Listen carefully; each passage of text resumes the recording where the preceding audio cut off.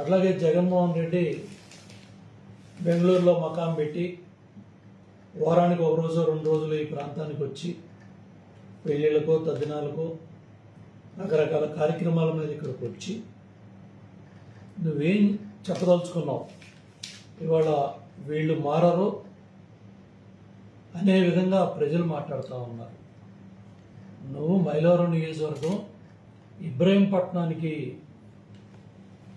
వివాహ రిసెప్షన్కి వచ్చి మాజీ మంత్రి జోగి రమేష్ ఇంటికి మీ అరాచక శక్తులు, వైసీపీ ముసుగులో ఉన్న అరాచక శక్తులు సైకిళ్లని నడి రోడ్డు మీద పడేసి విరంగం తాగి తందనాలాడి ఒక అరాచకాన్ని సృష్టిస్తూ ఉంటే ఇదేనా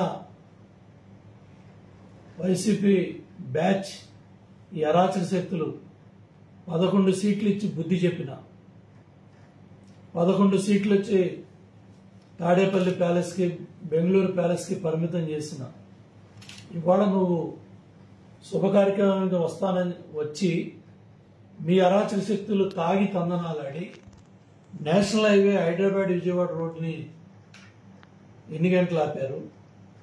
ఇవాళ హైవే మీద మీ బాణాసంచాలు, మీ అరాచకాలు, ఇవాళ సైకిళ్ళు రోడ్డు మీద పడేసి ఏరంగాలు చేయటం, ఈ రౌడీ షీటర్లు అరాచక శక్తులు ఏం సందేశం ఇవ్వాలనుకున్నారు జగన్మోహన్ రెడ్డి వైసీపీ పార్టీ?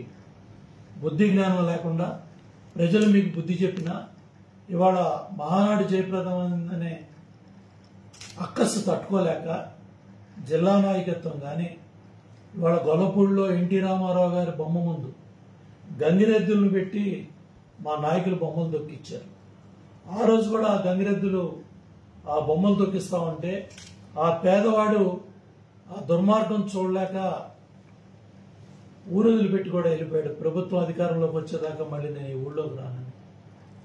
ఈ అరాచక శక్తులు నిన్న జగన్మోహన్ రెడ్డి ఇబ్రహీం పర్యటన ఆ సైకిల్ మీద మీ వీరంగం అంటే ఎంతగా దిగజారిపోయారు అంటే ఏంటి ఈ అరాచకాలు? పోలీస్ యంత్రాంగం కూడా కఠినంగా వ్యవహరించి భవిష్యత్తులో ఇటువంటి సంఘటనలు పునరావృతం కాకుండా ఈ రౌడీ షెట్టర్లు, ఈ అరాచక శక్తులు తాగి తందనాలాడి ఇళ్లలో పడుకోండి అంతే తప్ప రోడ్డు మీద సైకిళ్లు మేము రోడ్డు మీద పడేస్తాం, లేకపోతే మనుషులను కొడతాం, ఈ పిక్ పాకెటర్స్ జేబులు కొట్టే కార్యక్రమాలు నిన్న అక్కడ రోడ్డు మీద ట్రాఫిక్ ఆపే కార్యక్రమాలు అంటే హైవే మీద ఇబ్రహీంపట్నం రింగ్ చుట్టూ ట్రాఫిక్ ఆపేస్తే జగన్మోహన్ రెడ్డి ఆనందపడతాడనా? జనాన్ని పోగేసుకున్నామని రోడ్డు మీద ఉండే ప్రజల్ని ఈ దిగజారుడు రాజకీయాలు చేయొద్దని వైసీపీ పార్టీని హెచ్చరిస్తా ఉన్నాం. అట్లాగే ఈ అరాచక శక్తులు కూడా ఎవరు ఈ దుర్మార్గాలు పాల్పడతా ఉన్నారు, ఎవరు ఇటువంటి వాళ్ళ మీద యంత్రాంగం కూడా కఠిన చర్యలు తీసుకొని భవిష్యత్తులో ఇటువంటి సంఘటనలు రాష్ట్రంలో ఎక్కడా పునరావృతం కాకుండా కఠిన చర్యలు తీసుకోవాలని డిమాండ్ చేస్తున్నాను. ఇప్పటికైనా బుద్ధి రావాలి జగన్మోహన్ రెడ్డి బ్యాచ్కి, వైసీపీ నాయకులకి. మీకు ప్రజలు బుద్ధి చెప్పి 11 సీట్లతో పరిమితం చేశారు. వాస్తవాలు తెలుసుకోండి అంతే తప్ప సైకిళ్ళు రోడ్డు మీద పడేస్తాం, లేకపోతే రోడ్డు మీద ఉన్న జనం జేబులు కొడతాం, తాగి తందనాలాడి కార్ల మీద తాగిన బాటిల్స్ పడేస్తాం, ఇవన్నీ కూడా ఈ తప్పుడు కార్యక్రమాలు. ఇటువంటి అరాచక శక్తుల్ని కంట్రోల్ చేసుకోమని జగన్మోహన్ రెడ్డి పార్టీని 29 మహానాడు పెద్ద ఎత్తున కార్యకర్తలు, నాయకులు తరలి వచ్చి మహానాడుని జయప్రదం చేశారు. ఉభయ రాష్ట్రాలు చాలా పెద్ద ఎత్తున 27, 28 జరిగిన ప్రతినిధుల మహాసభకి వేలాది మంది తరలి రావడమే కాకుండా జాతీయ అధ్యక్షులు చంద్రబాబు నాయుడు గారు దశ నిర్దేశం చేసే విధంగా కార్యకర్తలని, నాయకుల్ని కార్యోన్ముఖులు చేశారు.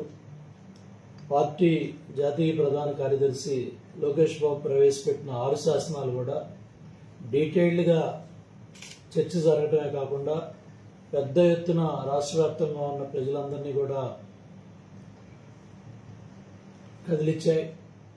అన్నదాత సుఖీభావ కావచ్చు, అన్నదాతలు చేయబోయే సాయం కావచ్చు, ఇరిగేషన్ ప్రాజెక్టులు పూర్తి చేయడంలో కావచ్చు, విశ్వవిఖ్యాత నట సార్వభౌముడు ప్రవేశపెట్టిన సంక్షేమ కార్యక్రమాలన్నీ ముందుకు తీసుకెళ్ళడం కావచ్చు, మహిళా శక్తిని గుర్తించి ముందుకు కార్యక్రమాలు చేయటం కావచ్చు, అదేవిధంగా అన్ని వివిధ రంగాల్లో ఎస్సీ, ఎస్టీ, బీసీ, మైనార్టీ వర్గాలకి ఏ విధంగా సాయం చేయడంలో ముందుకెళ్ళడం కావచ్చు, ఎన్నింటి మీద కూడా డీటెయిల్గా డిస్కషన్ జరిగినాయి.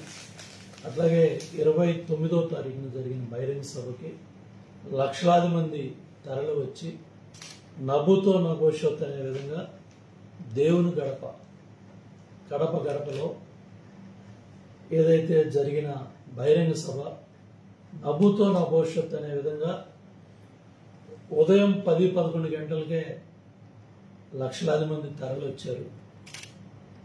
చరిత్రలో అనుకున్న సమయం కన్నా కూడా ముందుగా మహానాడిని ప్రారంభం చేయటం, ఎన్నో తుఫాన్ హెచ్చరికలు ఉన్నప్పటికీ కూడా, వర్ష పడుతుందని అందరూ అనుకున్నప్పటికీ కూడా మరి దేవుడు కూడా కలిసి వచ్చి, ప్రకృతి కూడా కలిసి వచ్చి, స్వర్గీయ నందమూరి తారక రామారావు గారి ఆశీస్సులు జరిగిన మహానాడు 3 రోజుల కార్యక్రమంలో చాలా పెద్ద ఎత్తున కార్యకర్తలు, నాయకులు లక్షలాది మంది పాల్గొని విజయవంతం చేశారు. అదేవిధంగా చంద్రబాబు నాయుడు గారి బహిరంగ సభలో ఏదైతే లోకేష్ బాబు మాట్లాడిన మాటలన్నీ కూడా ప్రతి ఒక్క కార్యకర్త, నాయకుడు గ్రామాల్లో తీసుకెళ్తున్నారు.